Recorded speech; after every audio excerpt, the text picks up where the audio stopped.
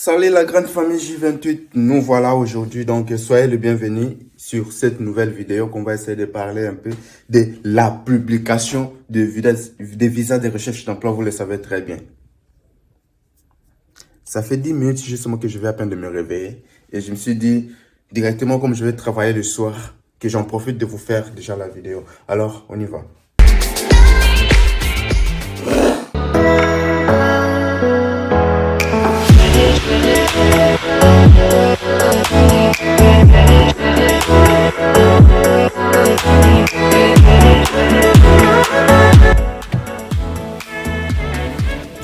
Eh oui, donc j'ai quelques exigences à faire. Directement, je vais en profiter de faire ça ici dans la voiture. Donc, de graver notre vidéo aussi dans la voiture. Alors, qu'est-ce que je voulais parler? Je voulais parler de la nouvelle publication de visa. Parce que c'était quelque chose que tout le monde attendait. On va en parler dans cette vidéo. Alors, vous êtes nouveau, n'oubliez pas de vous abonner. Première chose, moi, je suis Joël. Et si on parle de Portugal. Alors, sur la publication du nouvel visa, des recherches d'emploi que tout le monde attendait la publication. Vous savez que cette visa vient de passer par beaucoup de procès, par beaucoup de confirmations. Et aujourd'hui, enfin, il y a le résultat positif. C'est quoi le résultat? C'est la publication de cette visa en vigueur. Donc, sur la loi portugaise, qu'est-ce qu'on dit? Sur la loi portugaise, lorsqu'on publie une nouvelle loi, donc dans le décret présidentiel, c'est-à-dire cette loi-là doit entrer en vigueur le jour suivant. Dans notre cas de notre vidéo d'aujourd'hui, vous le suivez aujourd'hui le samedi, mais je l'ai gravé déjà directement le même jour qu'on a pu publier le visa. C'est quoi? C'est justement le 25 août. Donc, le visa, vous pouvez maintenant le faire, vous pouvez maintenant faire vos demandes. Mais cette demande, comment est-ce que vous allez faire? Et alors, comme la loi est entrée en vigueur le 26, parce que c'est publié le 25, le 26, ça entre en vigueur. Donc, une fois la loi est déjà au marché, c'est que le terme que je peux dire est déjà au marché. Donc, vous pouvez solliciter votre visa, pardon. Donc voilà. Alors on va éclaircir quelques points les plus inquiétants aux personnes. Parce qu'il y a des questions que j'avais aussi demandé à vous de me demander quelques questions sur Instagram et puis je vais vous répondre. Alors il y a ceux qui ont posé des questions, ces questions, donc je sais pas. Je le dis souvent, mais comme si ça ne change pas. C'est le même question qu'on a déjà parlé sur le live ou le vidéo précédent que vous allez trouver ici sur la description où vous pouvez justement cliquer ici là-haut. Vous allez voir la vidéo. Alors, j'ai pas vraiment sélectionné toutes ces questions-là pour répondre. Pourquoi? Parce que c'est déjà des questions où on a déjà parlé à plusieurs reprises.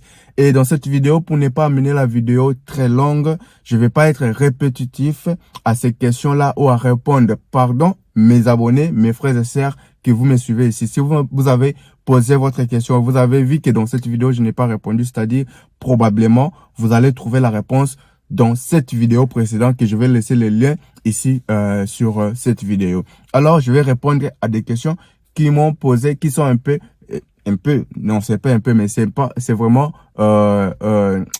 important que je puisse répondre parce que il y a ceux qui ont vraiment des soucis de savoir beaucoup de choses. Alors, je vais essayer d'éclaircir quelque chose sur le visa avant d'entrer dans les réponses de ces commentaires, de ces questions, pardon.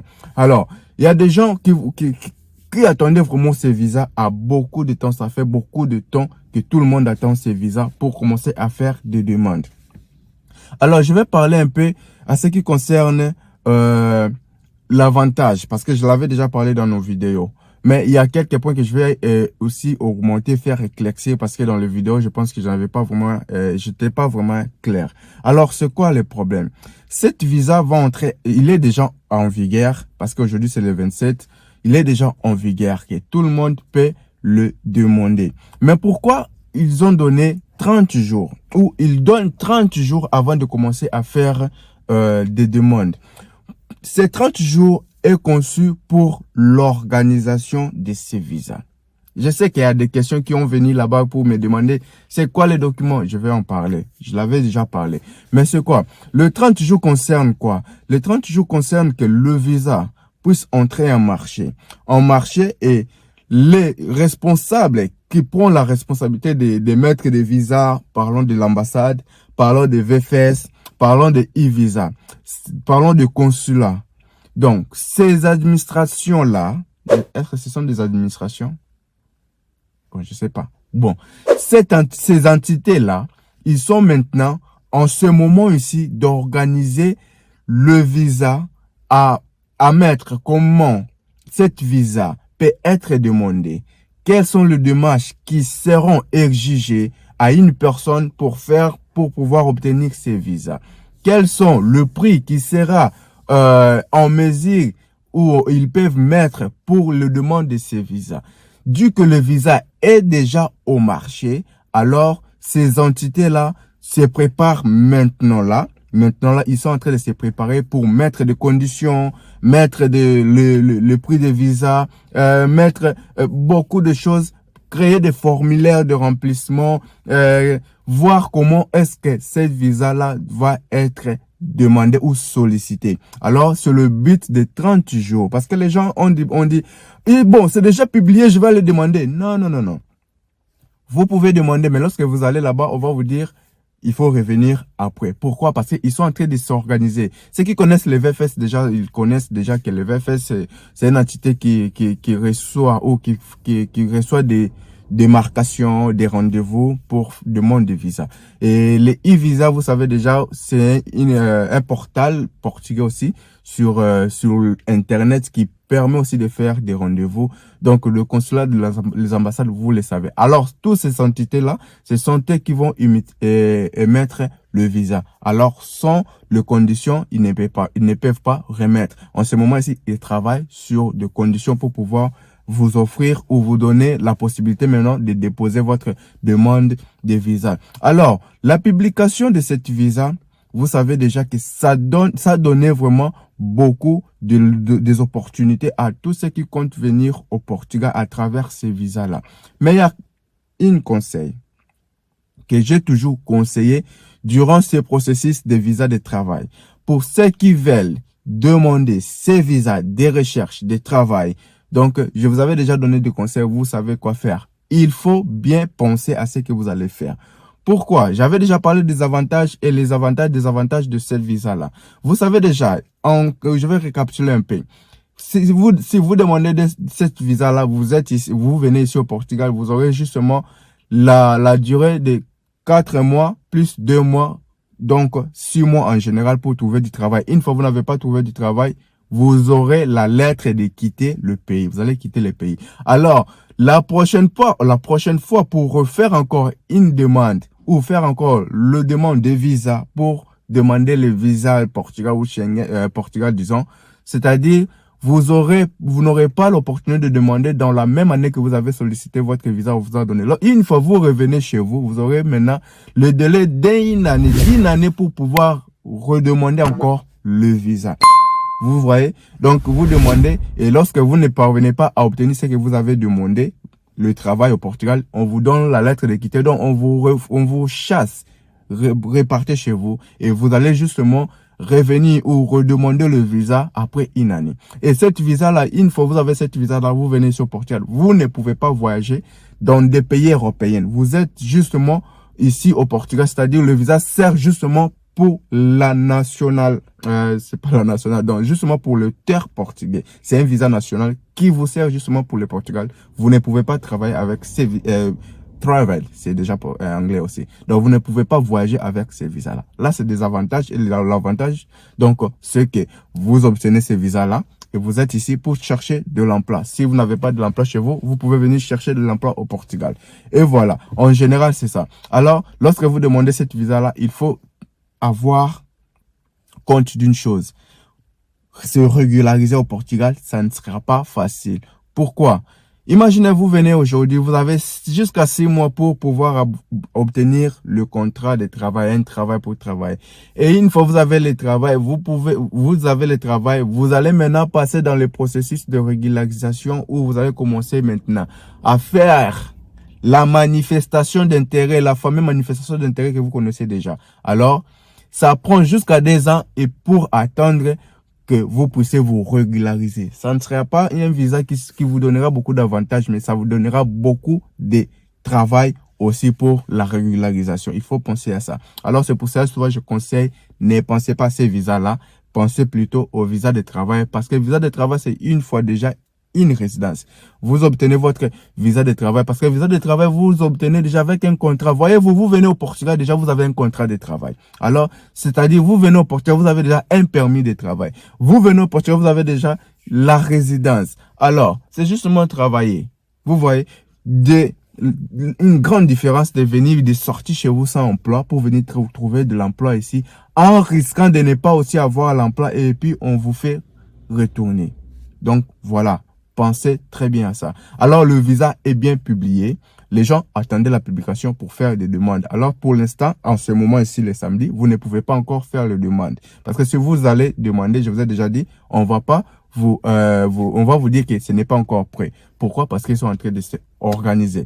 Voilà pourquoi je vous avais dit toujours, lorsqu'il y aura la publication de cette visa, je passerai ici directement pour vous informer. Et c'est ça, c'est fait.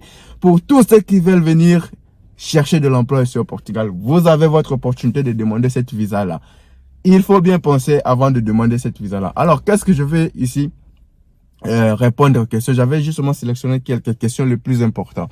La première question, il y a quelqu'un qui m'a demandé cette visa-là coûte combien? Je viens de le parler, que le visa n'a pas encore le prix. Donc, après 30 jours, vous aurez son prix définitif dans des ambassades ou consulats. VFS vont déterminer les prix.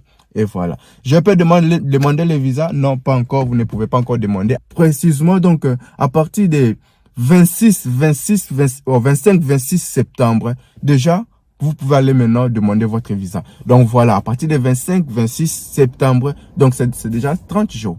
Vous pouvez déjà aller demander votre visa. Parce que ces 30 jours-là, ce n'est pas les 30 jours ouvrables. Donc, vous allez compter juste lundi, vendredi, 5 jours. Lundi, vendredi, 5 jours, 10. Non, c'est le jour.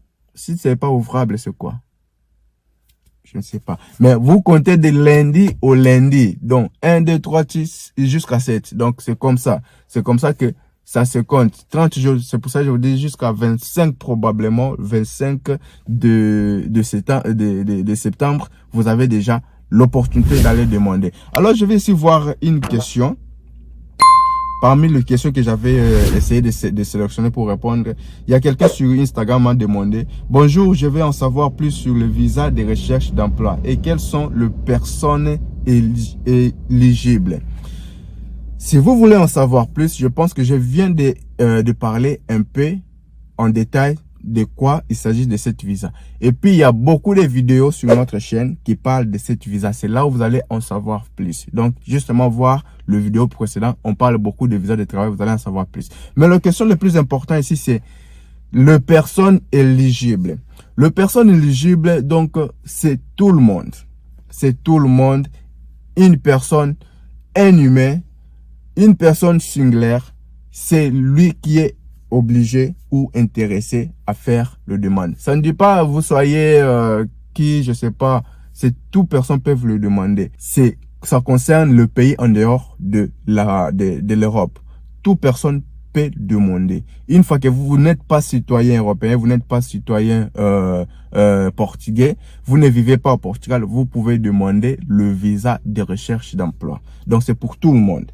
Alors je vais voir ici une autre question de notre ami, et j'aime beaucoup ces amis ici, donc il est toujours actif sur mes vidéos sur Instagram, donc souvent c'est la personne que j'aime beaucoup sur mes comptes.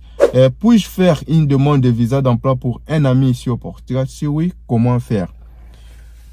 Pour faire la demande de visa ici au Portugal, vous ne pouvez pas le faire. Pourquoi? Parce que la personne qui doit faire cette demande de visa doit être à l'extérieur, ne doit pas être au Portugal.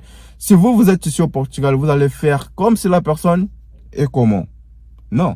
Donc la personne qui va faire le demande de visa, c'est lui qui va se déplacer jusqu'au consulat ou à l'ambassade de Portugal se trouvant dans son pays. Vous n'allez pas vous déplacer parce que vous êtes ici au Portugal. Donc voilà pourquoi il est demandé toujours, ou c'est obligé que la personne qui fait cette demande de visa doit être à l'extérieur du Portugal, ne doit pas être à l'intérieur du Portugal. Alors, si vous comptez faire le demande de visa pour lui, la façon ou la manière où vous pouvez faire pour lui, c'est justement l'aider au traitement des dossiers. Justement, l'aider au traitement des dossiers, lui dire qu'est-ce qu'il faut, mais c'est lui qui va aller justement à l'ambassade ou au consulat personnellement pour faire ou déposer sa demande. Alors, vous ne pouvez pas le faire. Alors, si vous me demandez comment faire, donc notre réponse, je pense que je l'ai déjà dit, c'est non. Alors, il n'y a pas comment faire parce que c'est non. Alors, voilà, on va passer sur l'autre. L'autre m'a demandé, une personne qui est déjà en Europe sans carte de séjour peut faire la demande. Et non, une personne qui est déjà en Europe ne peut pas faire la demande. Je vais donner un exemple pour vraiment se faire comprendre. Et cette personne-là, il est ici en Europe. On dit que le visa, la personne qui peut demander doit être à l'extérieur du Portugal. Alors, la personne-là n'est pas au Portugal, il est peut-être en France. Et la personne-là doit demander le visa pour le Portugal. Alors, lui, il est en France, par exemple. En France, avant d'aller à l'ambassade du Portugal demander le visa, il doit maintenant présenter sa carte de séjour français. Pour demander le visa, il doit présenter la carte de séjour français. Alors, il n'a pas ça, il n'a pas moyen de demander. Alors, cette personne, il est sur Portugal, il peut demander, non, je l'ai déjà dit, il ne peut pas demander parce qu'il est au Portugal.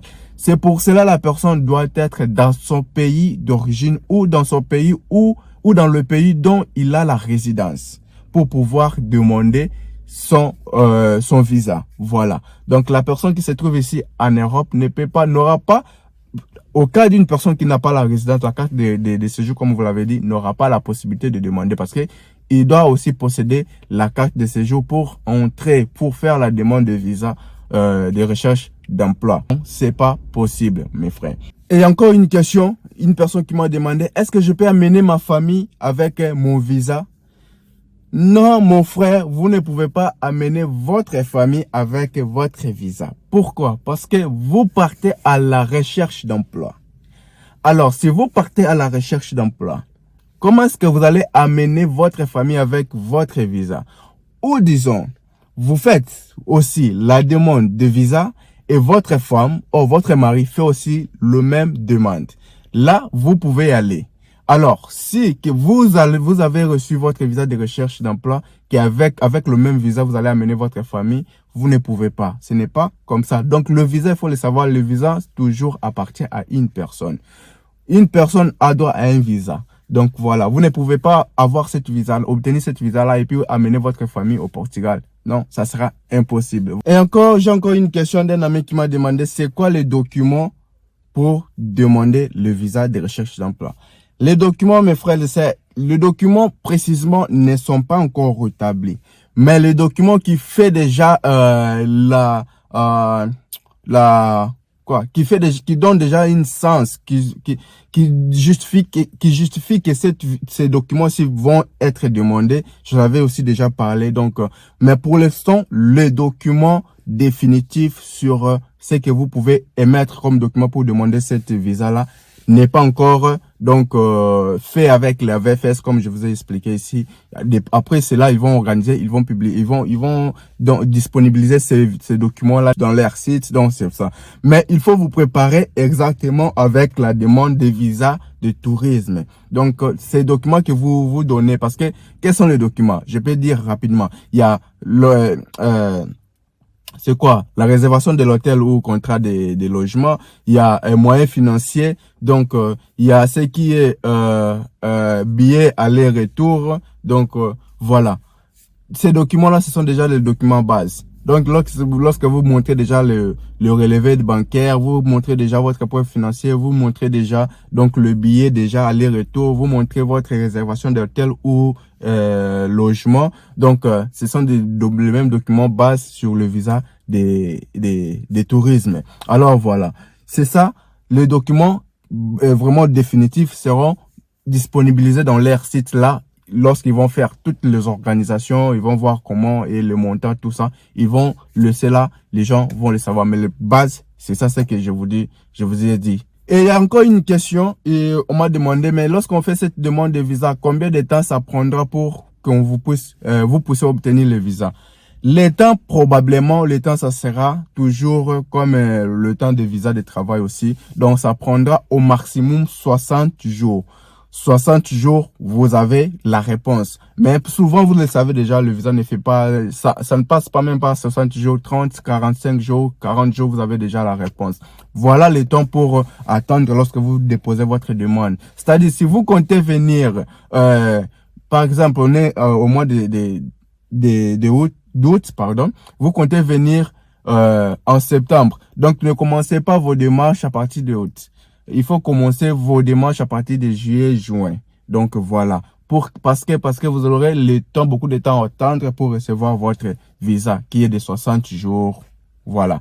Et le temps, c'est vraiment, il y a beaucoup de gens qui n'ont pas la patience, je le sais. Je le sais très bien. Alors les autres, vous le savez que je n'ai pas répondu à votre question. Je vous en prie d'aller voir le vidéo précédent. C'est là où il y a toutes vos questions, toutes les réponses sur vos questions que vous m'avez demandé. Donc voilà, c'est ça. Alors, attendez 30 jours, allez faire vos demandes de visa déjà disponibles d'ici le 25-26 septembre. Vous avez votre visa de recherche d'emploi. Alors moi, je vous dis merci d'avoir suivi la vidéo. N'oubliez pas de vous abonner. Et puis, on se dit au revoir à toute prochaine vidéo. Bye. Where did you go when I needed you most? Where did you go?